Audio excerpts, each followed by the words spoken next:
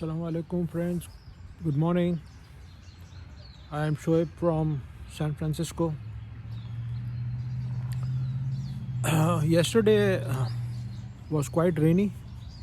There was also a wind and a flood alert. So all day it was raining, so I could not even go out for a walk. Well, today also it's raining, but very lightly and not continuously. So I took this opportunity to come out and talk with you. So friends, today I'm going to talk to you about Pakistan. I'm going to share with you my feelings about what's going out in Pakistan. Okay folks, so while I walk, you can see the surrounding areas, and I will keep on talking in the background so you can watch. Okay,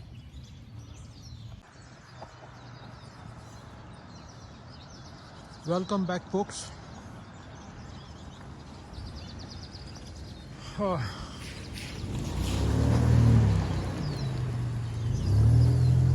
So folks, you can see the beautiful residential area of San Carlos. It was pretty rainy last night. Enjoy the weather. Even now it's pretty cold, chilly, but bearable. What lovely fruit trees. I don't know whether it is an orange tree or it's a lemon tree, but big lemons. So folks, I don't want to waste your time and I'll directly get to the topic of Pakistan. I'll talk in Urdu so that there is a bigger audience who would be able to understand it. भाई मैं तकरीबन 25 साल कराची में रहा हूँ, right. तो 25 साल के अंदर जो मेरा एक्सपीरियंस रहा है ना, कि मैंने देखा है भाई करप्शन यहाँ पे बहुत। कोई भी गवर्नमेंट आई, सब चोर के बच्चे, चाहे पीपल्स पार्टी आई हो या नवाज शरीफ की गवर्नमेंट आई हो, मुल्क का पैसा लूट के लोगों से हराम का पैसा छीन के इन लोगों ने अपनी वेल्थ बढ़ाई है और पैसा सब लेके गए बाहर, आउट ऑफ द कंट्री। इसीलिए तो पाकिस्तान की इतनी हालत ख़राब है। और लोगों को क्या मिला? कुछ भी नहीं, बाबा जी का टुल्लू। फैसिलिटीज़ कोई दी नहीं, एजुकेशन हेल्थ पे कोई खर्चा किया नहीं, और सब पैसा लेकर गए बाहर। Billions of dollar worth of assets है इनके पास, बिलियंस ऑफ डॉलर। अगर ये पैसा जो है ना वो आवाम के ऊपर खर्च करते ना, तो अच्छे रोड्स होते, अच्छा सैनिटेशन होता, पानी की लाइनें होती, हेल्थ फैसिलिटीज़ होती, और एजुकेशन अच्छा होता, लोगों की तरक्की होती। हमारे बच्चे जो है वो अच्छा एजुकेशन लेते तो आज दूसरी मुल्क के साथ कॉम्पीट कर सकते, आईटी सेक्टर के अंदर भी अच्छा खासा प्रोग्रेस कर सकते, अच्छे जॉब्स मिलते उनको। मगर ये चोर के बच्चे की वजह से मुल्क तबाह हो गया। 30 साल से मैं देख रहा हूँ कि एक के बाद बारियाँ लेकर, और मुझे जो याद पड़ता है कि हमारी आर्मी जो थी ना वो टेक ओवर कर लेती थी। और वाकई में सही बताऊँ मैं तुम्हारे को, मेरे को इतनी खुशी होती थी कि ये चोरों से जान छूटी। मुशर्रफ का दौर मुझे याद आता है। स्टार्टिंग में बहुत खुश हुआ मैं, बहुत तरक्की देखी पाकिस्तान में। पीस था, सिक्योरिटी थी, डेवलपमेंट था, ग्रोथ था, और काफ़ी अच्छा काम हुआ। तो ये जो है ना मुशर्रफ का दौर, फिर आखिरी के अंदर क्या हुआ, जब उसकी जाने की बारी आई ना, तो भाई साहब पॉलिटिशियन बन गए। नवाज शरीफ और जरदारी को साथ एनओरो कर दिया। और वही सब चोर को वापस लेकर आ गए।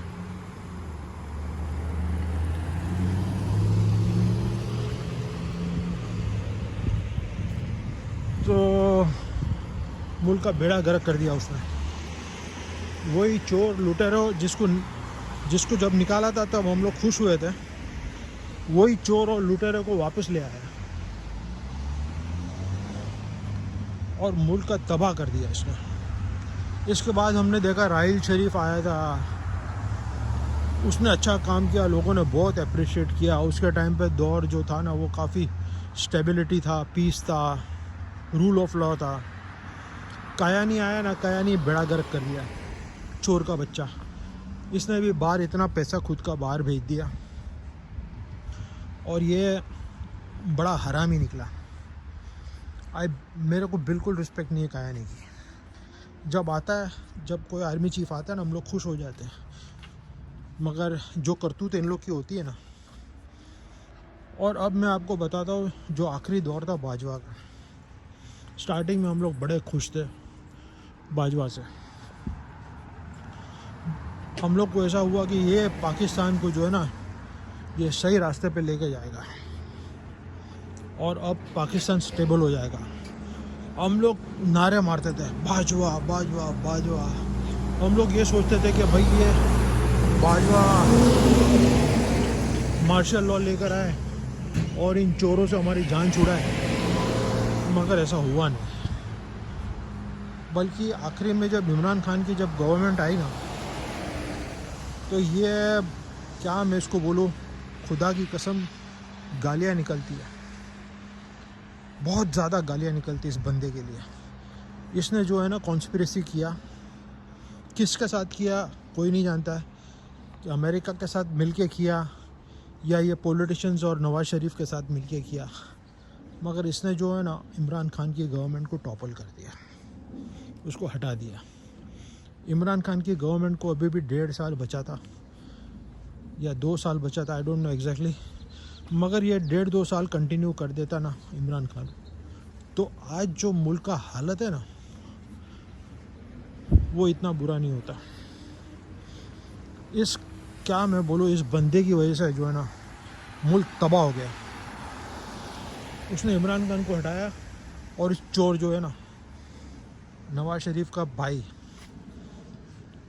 चूतिया शरीफ, इसको बिठा दिया और फिर सोने पे सुहागा। मिफ्ता ने तो अच्छा काम किया माशाल्लाह, मैं बुराई नहीं कर सकता उसकी। उसने ना काफ़ी कोशिश की कि कंट्री को ट्रैक पर लेकर आए, मगर फिर वो नवाज शरीफ जो डल्ला बैठा था ना बाहर, उसने जो है ना इशाकदार को भेज दिया और वो बोलते हैं ना last nail in the coffin, वो उसने ठोक दिया। यानी कि कब्र में जो है ना, कब्र का जो बॉक्स होता है ना, उसके अंदर आखिरी जो खील है ना, ये इशाकदार ने ठोक दी।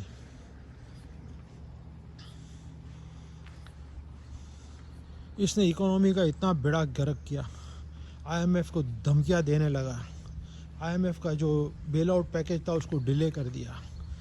और यकीन करो डॉलर जो 170 होता था ना, उसको 270, 280, 290, 300 तक इसने पहुंचाया। आज भी ये हाल है कि डॉलर जो है ना 280 के ऊपर है और अभी तक आईएमएफ का प्रोग्राम अभी तक हुआ नहीं है। क्या वजह थी डिले करने की और ये धमकियाँ देने की? या तो ये कॉन्स्पिरेसी में मिला हुआ है किसी के साथ और वो चाहता है कि ये मुल्क तबाह हो जाए। और जो दूसरी बात, जो बात मैं आपको बताता हूँ ना, मेरी आँख में से खून के आंसू निकल रहे हैं। जो ये मादर भगतों ने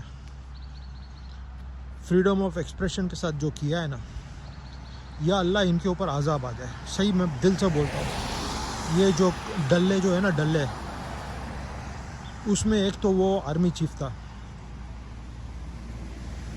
और दूसरे ये शहबाज शरीफ के जो राना डल्ला,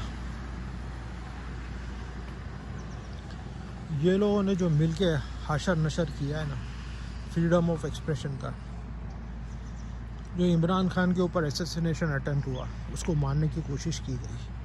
वो लोग चाह रहे हैं कि इमरान खान रास्ते से हट जाए, तो हम लोग है ना चोरी चकारी लूट मार ये हम सब कंटिन्यू करें। देखो, मैं ये नहीं बोलता हूँ कि इमरान खान दूध का धुला हुआ है, मगर इन लोगों से, ये चोर लोगों से बेटर है। उसको पूरा चांस मिलना चाहिए था, उसको 5 साल मिलने चाहिए थे, और फिर हम उसके ऊपर तनकीद करते कि उसने अच्छा किया बुरा किया, उसको दोबारा लाए न लाए, ये हमारी मर्ज़ी है, पाकिस्तान के अवाम की मर्ज़ी है, ये चोरों की मर्ज़ी नहीं है। तो भाई साहब, जो इमरान खान के ऊपर असैसिनेशन किया ना, वो ब्लैक डे था पाकिस्तान की हिस्ट्री का। एक पॉलिटिशियन जो पॉपुलर लीडर है, जो अभी बोल रहे हैं कि 61% लोग आवाम जो है वो उसकी हिमायत करते हैं, उस बंदे के ऊपर असैसिनेशन अटैक करना ये बहुत बड़ी बेवकूफ़ी है। अल्लाह ताला जो है ना आज़ाब भेजे इन लोगों के ऊपर जिसने ये किया। इसके बाद बेचारा शहीद अरशद शरीफ, या अल्लाह, इतना अच्छा इंसान, अपना काम करता था, रिपोर्टिंग करता था, सच्ची बात करता था, आवाम के दिल की बातें करता था, उसको इन लोगों ने कत्ल कर दिया। इसमें भी ये सब डल्ला जो ग्रुप है ना, ये सब डल्ले सब शामिल है इसके अंदर। या अल्लाह ताला इनके ऊपर आज़ाब भेज और इनकी नस्लें जो है ना वो तबाह कर दे, कि ये दोबारा ये या इनकी नस्ल जो है ना इस तरह की हरकतें ना कर सके, किसी इनोसेंट बंदे को मार देना, कत्ल कर देना, just because of difference of opinion, intolerance, दहशतगर्दी, पावर का घमंड, एरोगेंस। या अल्लाह ताला इनके ऊपर आज़ाब भेजना। फिर हमने देखा कि साबिर शाकिर, समी इब्राहिम और काफ़ी और रिपोर्टर्स मेरे जहन में नहीं आ रहे, इमरान रियाज खान, इसके ऊपर जिस तरीके से इन लोगों ने उसको पकड़ा, उसको जेलों में डाला, धमकियाँ दी, और फिर ये शाहबाज गिल का जो इंसिडेंट हुआ यार, उसको नंगा करके उल्टा लटका के उसको मारा। ये कौन करता है यार? ये कुत्ते कमीने अपनी हद जो है ना वो क्रॉस कर रहे हैं।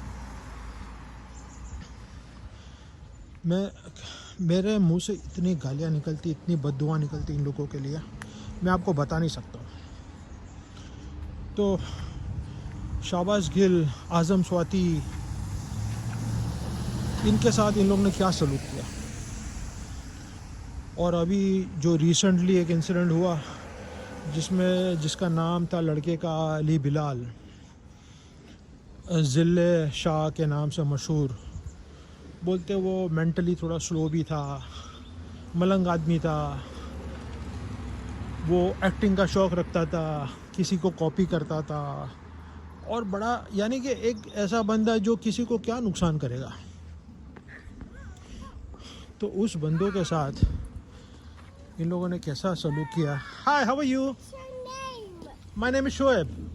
What's your name? My name is Shoaib. What's your name? Avi. Avi. What you have? This is a camera. I am doing recording. Say hi. Hi. Yeah. Hi. Hi. How are you? All fine? Yeah. Good. Have a nice day. Can I press the button? Yeah, it's a camera. Hello sir, how are you? Meeting you again. ये देखो, ये सामने से बुलाते हैं। ये यहाँ का कल्चर है, ना जान ना पहचान। अच्छा, तो हम लोग आ गए ये ज़िले शाह पे। उस बेचारे बंदे को गिरफ़्तार किया, उसको टॉर्चर किया, उसको मार दिया, कत्ल कर दिया। अच्छा, देखने की बात यह है ना कि ये जो सारे इंसिडेंट्स हुए हैं ना, right from the time of Imran Khan, मैं तुम्हारे को दोबारा याद दिला देता हूँ। अरशद शरीफ, इमरान खान, इमरान रियाज खान, समी इब्राहिम, शाबिर शाकिर, शाहबाज गिल, आज़म स्वाति, जिले शाह, ये सब इंसिडेंट्स हुए और इससे ज़्यादा भी हुए हैं। अगर मैं कुछ भूल रहा हूँ तो उसके लिए मैं माफ़ी मांगता हूँ। मगर इन लोग के साथ जो सलूक हुआ और उसके बाद जो लोग अथॉरिटी में, जिनको इसके ऊपर एक्शन लेना चाहिए था, देखो अल्लाह ताला भी बोलता है कि अगर कोई बुराई हो रही है ना तो उसको रोको, पहले ज़बान से रोको, फिर अपने हाथ से रोको। मगर ये जो हुक्मरान है, जो लोग पावर में है, जो अथॉरिटी में है, जो कुछ कर सकते हैं, जैसा कि आर्मी चीफ, उसके पास इतनी अथॉरिटी है कि मैं बयान नहीं कर सकता। चीफ जस्टिस ऑफ पाकिस्तान, उसके पास कितनी अथॉरिटी है, वो क्या नहीं कर सकता, राइट? ये दो लोग जो है ना, इसके ऊपर बहुत बड़ी जिम्मेदारी है।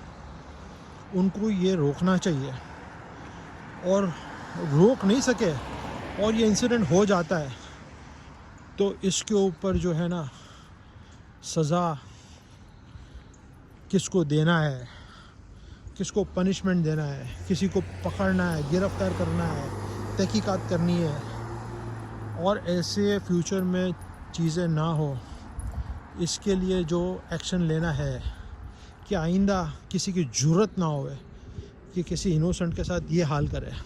वो मोहित पीरज़ादा, वो भी बेचारा वो कहीं कनाडा या अमेरिका भागा हुआ है। ये प्रेस रिपोर्टर्स जो लोगों की आवाज़ थे, जो सच बोलते थे, सच का साथ देते थे, इन लोग की लाइफ मिजरेबल कर दिया। उनकी हालत ऐसी है कि छुपते फिरते। उनकी जो फैमिलीज़ है, दे आर फीलिंग थ्रेटन्ड कि हमारे साथ क्या होगा, हमारे हस्बैंड के साथ क्या होगा, ये बाहर जा रहा है, ये वापस भी आएगा कि नहीं आएगा। You know, it's a real threat. कितना फियर में रहते होगे आप सोचो। जब घर का एक कमाने वाला अफराद है, उसकी फैमिली है, उसके बीवी बच्चे हैं, वो क्या सोचते होंगे कि यार ये जो बंदा है, जो हमारी सेफ्टी सिक्योरिटी के लिए रिस्पॉन्सिबल है, उसकी खुद की सेफ्टी सिक्योरिटी नहीं है, उसके साथ कल क्या होने वाला है पता नहीं है। तो ये हाल है मेरे भाई इस मुल्क का। तो ऐसा देखने जाओ तो आपकी क्या सोच है इसके बारे में? क्या अल्लाह ताला इस मुल्क के ऊपर रहम करेगा जहाँ पे ऐसे लोग हैं, इतना टेरर है, इतना खौफ है, जो इस लोग जो अथॉरिटी में वो कुछ कर नहीं पा रहे, कोई एक्शन नहीं ले रहे, बिल्कुल उसको एनकरेज कर रहे, और ये जो डल्ले हैं उनका साथ दे रहे। मुझे तो हैरानी होती है कि अब तक पाकिस्तान सर्वाइव कैसा कर रहा है। मुझे वाकई में हैरानी होती है कि इतने बुरे इंसिडेंट्स होने के बाद भी अल्लाह ताला ने हमारे को बड़े अज़ाब से बचाया हुआ है। ये वाकई में बहुत बड़ी बात है।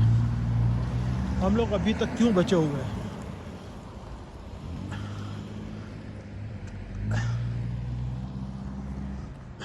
और ये लोग क्यों बचे हुए हैं? अब देखो, ये जरदारी है, नवाज शरीफ है, इनके पास इतना पैसा है ना कि मेरे ख्याल से इनकी 100 नस्ल है ना, वो अय्याशी कर सकती है। इतना पैसा, बिलियंस ऑफ डॉलर्स। आदमी कितना खाता है यार? पूरी एक ज़िंदगी में उसको कितना पैसा चाहिए भाई। मेरे जैसा बंदा तो एक सिंपल लाइफ लिव करता है। ये शोशाप में मत जाना भाई, मैं एक बड़ा सिंपल आदमी हूँ।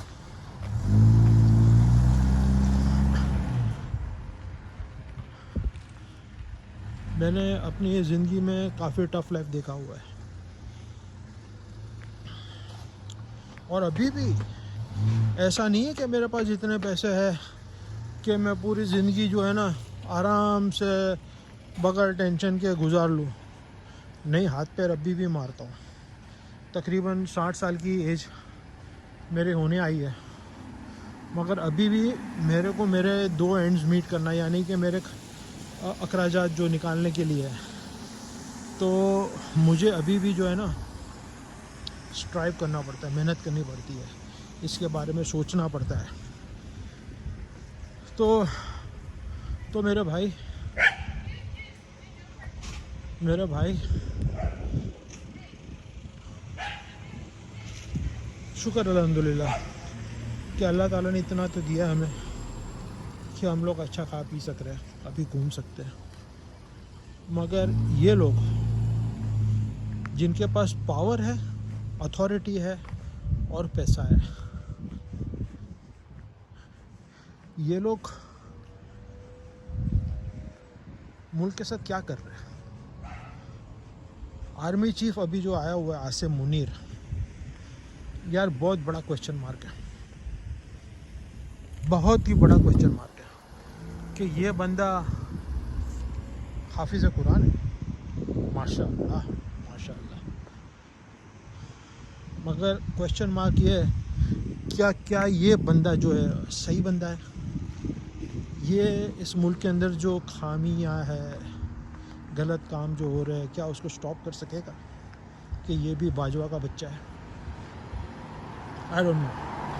मैं अभी किसी के बारे में कोई जजमेंट नहीं कर सकता क्योंकि ये अभी अभी आया है, मगर जो तासुर मिल रहा है इस वक्त, अभी तासुर ये मिल रहा है कि भाई आसिम मुनीर भी बाजवा का नंबर 2 है। मैं झूठ नहीं बोलूँगा, मेरी पर्सनल फीलिंग भी है कि ये बाजवा नंबर 2 है। ये क्या मुल्क को सही रास्ते पे लेकर आ सकता है? इसके पास अथॉरिटी है, इसके पास पावर है, ये चाहे तो ये कुछ भी कर सकता है और उसको करना भी चाहिए। ये चोरों को पकड़ सकता है, इनको बिहाइंड बार्स ला सकता है। सऊदी अरब के किंग ने जिस तरह किया था, मोहम्मद बिन सलमान ने लोगों को पकड़ा था भाई, होटल के अंदर बंद किया था और उनको बोला था कि भाई तुम्हारे पैसे निकालो। Hello, good morning. How are you today? Very fine, thank you. You need me to help you? Oh no, I'm good, thank you. Thank you. Thanks for offering well. तो भाई क्या ये करेगा? क्या ये मुल्क का सफाया करेगा? ये गंद निकालेगा? लूटा हुआ पैसा वापस लाएगा? अगर ये लूटा हुआ पैसा भी वापस ले आए ना, तो पाकिस्तान जो इस सिचुएशन में है ना, जो तबाह होने की सिचुएशन में है, तो उसे बच सकता है।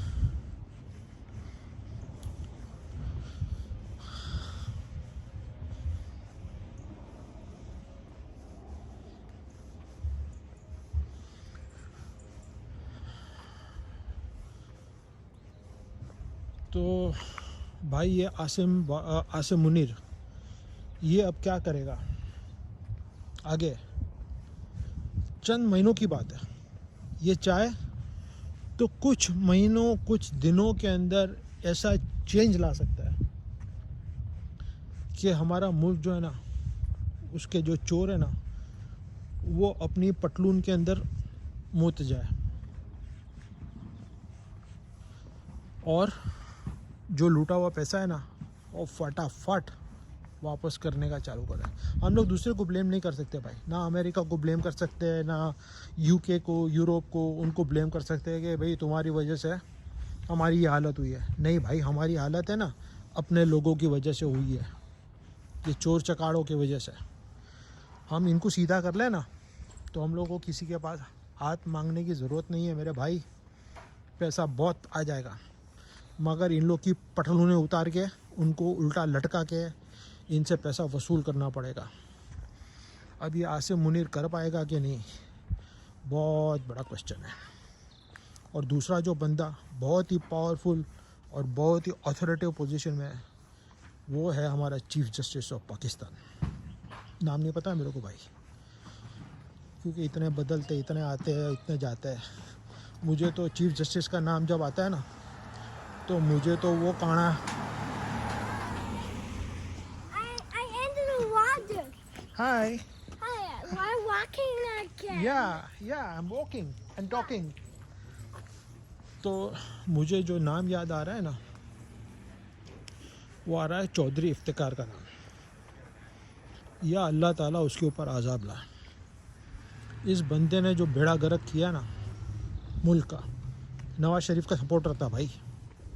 इसने अपने लिए कुछ भी नहीं किया, ना मुल्क के लिए कुछ किया, इसने नवाज़ शरीफ के लिए किया जो किया। भाई साहब ने स्टील मिल का प्राइवेटाइजेशन होता था वो कैंसिल कर दिया, रिकॉर्डिंग का था चक्कर, हालांकि उसमें भी करप्शन होगा, मगर उसका कुछ ऐसा करता ना कि मुल्क को नुकसान नहीं होता। अब वो कॉन्ट्रैक्ट कैंसिल करने की वजह से कितने अरबों डॉलर का पाकिस्तान को नुकसान हुआ, उसकी ये हाल हो गई। पाकिस्तान स्टील है, PIA है, ये सब इदारे जो है ना लॉस मेकिंग, जो चूस रहे खून मुल्क का, जो लॉस करे जा रहे अरबों रुपए का हर साल नहीं हर दिन। जो पैसा एजुकेशन और हेल्थ पे जाना चाहिए था, लोगों की फैसिलिटीज़ पे जाना चाहिए था, वो ये खा रहे, क्योंकि इनके बंदे सब लगे हुए हैं। हज़ारों लोगों, इनके फॉलोअर्स जो है ना ये पॉलिटिशियंस के, इनको है ना नौकरियां दी हुई है, इसीलिए इसको प्राइवेटाइजेशन भी नहीं कर रहे और ये मुल्क का पैसा चूस रहे। तो भाई ये जो सब प्राइवेटाइजेशन हो जाता ना उस दौर के अंदर, तो आज ये मुल्क का ये हाल नहीं होता। उस वक्त भी मैं ये सोचता था कि ये क्या कर रहे हैं ये लोग, ये स्टील मिल है, ये PIA है, ये नुकसान कर रहे हैं, इसको तुम सही करो मेरे भाई, इसको लॉस मेकिंग से प्रॉफिट मेकिंग पे लाओ। और अगर नहीं ला सकते हो ना भाई, तो इसको भेज दो, प्राइवेटाइज कर दो।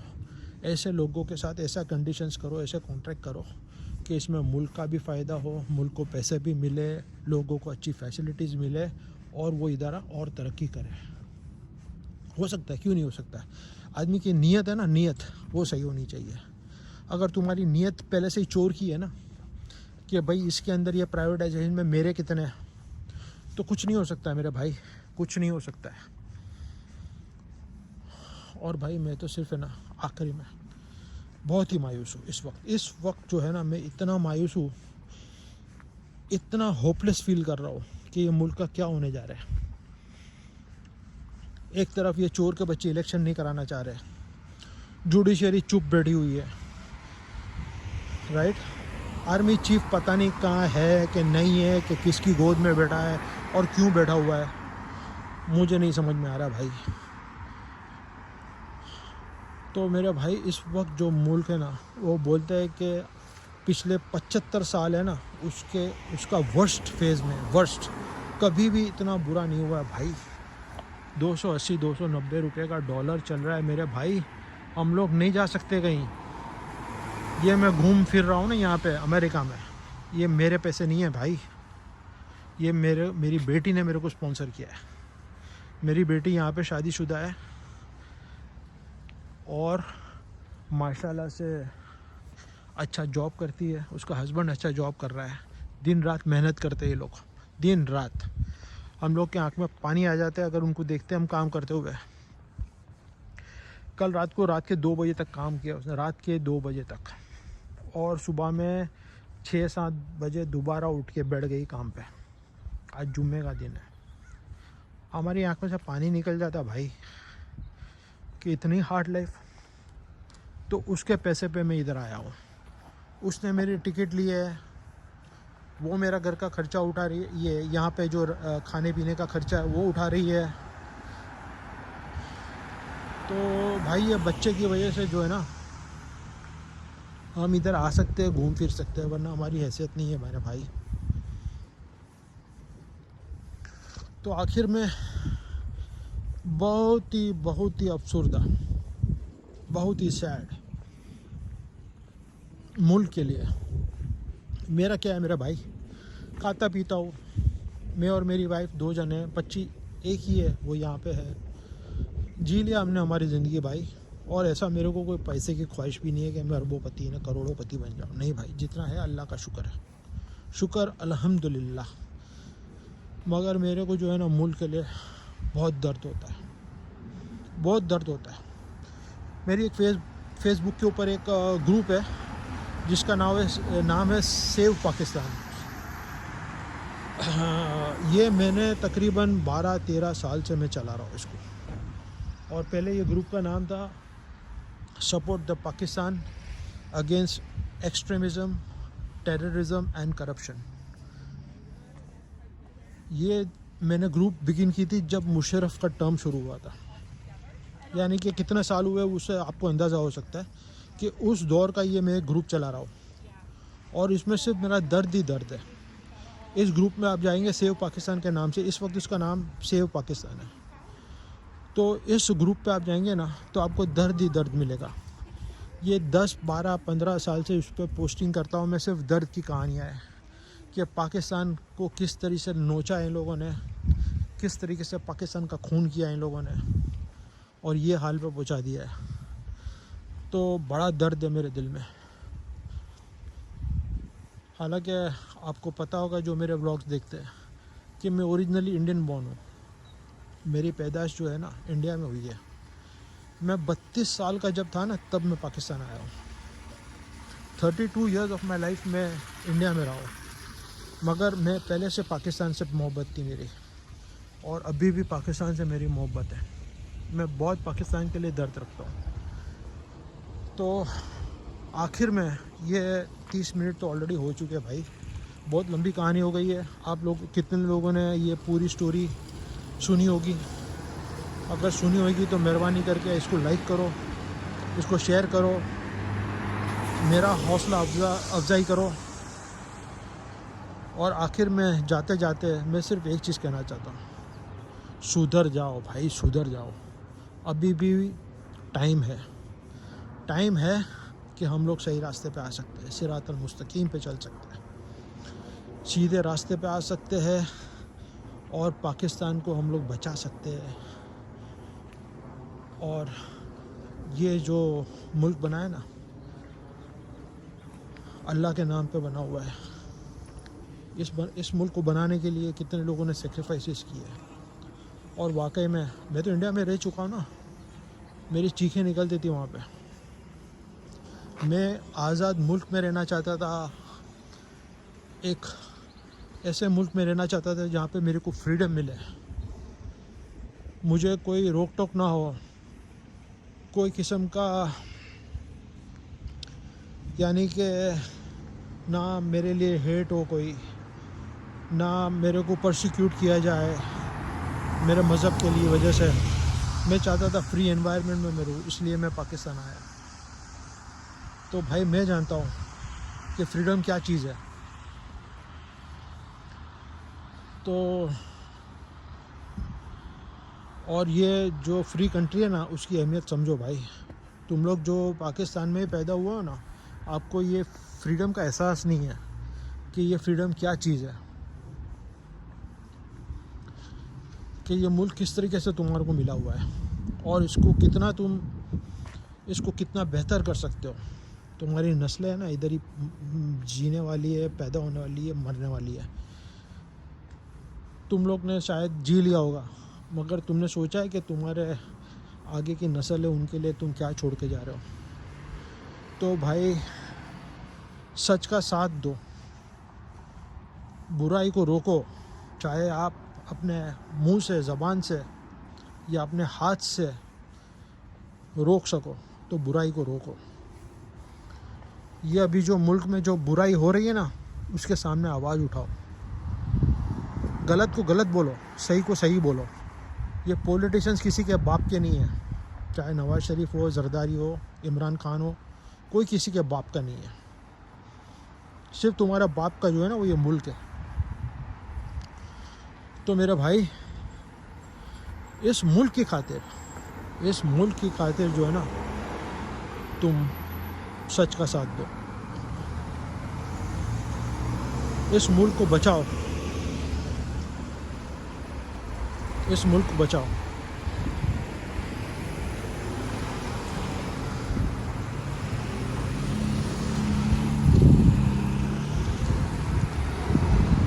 जाते जाते मैं सिर्फ ये तुम्हारे को कहना चाह रहा हूँ कि जिद्दोजहद चालू रखो और आवाज़ बुलंद करो, इस मुल्क को बचाने की हर कोशिश करो, सच का साथ दो, अच्छे लोगों का साथ दो।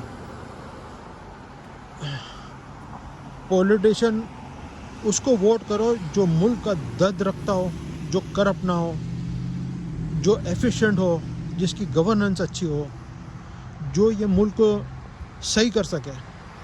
सिर्फ बातें चोदने से कुछ नहीं होता है, बातें सब चोदते इधर आके, मगर कौन काम कर सकता है?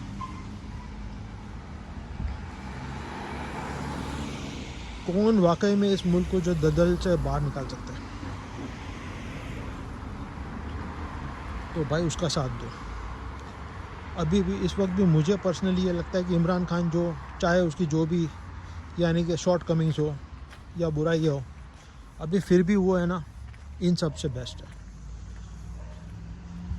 मिफ्ता इस्माइल जो नवाज शरीफ की पार्टी का था, वो मुझे कुछ बेहतर लगा कि ये बंदा दर्द रखता है। फिर मुझे शब्बर जैदी जो FBR का चेयरमैन था, उसकी बातें मैं सुनता हूँ, मुझे अच्छी लगती है। मैं याद करता हूँ कि मुस्तफ़ा कमाल के दौर में जो कराची का डेवलपमेंट हुआ, वो याद करता हूँ तो मुझे खुशी होती है। यानी कि कुछ लोग ने जिसने काम किया वाकई कराची के लिए, इस मुल्क के लिए, तो जो अच्छे थे वो अच्छे थे, चाहे किसी भी पार्टी। हालांकि वो MQM जो पार्टी थी ना, या अल्लाह में उसकी मेरे पास अल्फाज नहीं है बात करने की। ये वही तीसरी डल्ला पार्टी है। दो के तो नाम मैंने आपको ले लिया, ये तीसरी डल्ला पार्टी है जिसने कत्लेआम किया था, बोरी बंद लाशें का यहाँ पे किया था। यहाँ पे कोई सेफ़ नहीं था। मुझे वो दौर भी मैंने यहाँ पे देखा हुआ है पाकिस्तान में।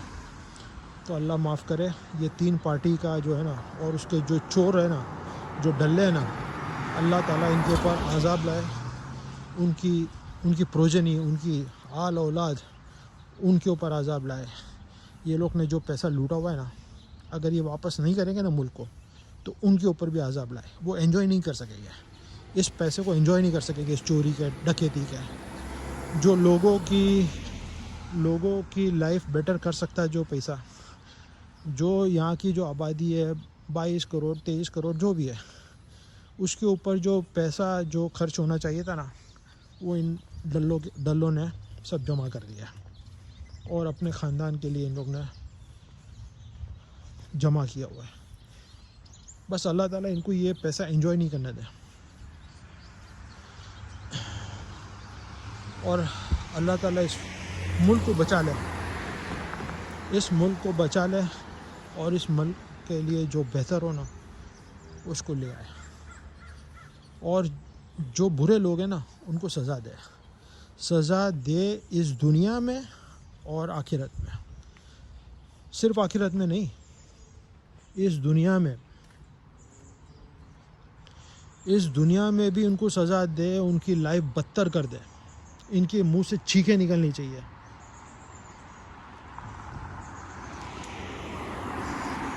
तो भाई आज की जो ब्लॉग है, जो वीडियो है, वो 38 मिनट के ऊपर चली गई है। आपका बहुत शुक्रिया जो मेरे साथ मेरी बातें सुन रहे हैं, मुझे फॉलो कर रहे हैं। Thank you very much. अल्लाह हाफिज़, खुदा हाफिज़। अल्लाह ताला सच का साथ दे, अच्छे लोगों का साथ दे। आमीन आमीन सुम आमीन।